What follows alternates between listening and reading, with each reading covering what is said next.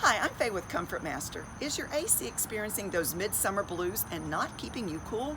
All of us want to step into coolness and just breathe And if you notice that the inside of your home is almost as warm and sticky as outside, you start to panic and get even more hot. But there are some simple solutions to help. One is change your filters. Don't use those thick, store-bought, pleated, expensive filters. Your AC needs to breathe, and these restrict airflow. Check the area around your outdoor unit. No bushes, leaves, fences should be close.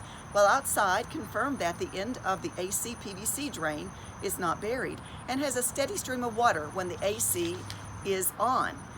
No little drips. Take a look at your ductwork. Is everything connected and nothing falling apart, torn, or ripped? Did you have your coils cleaned?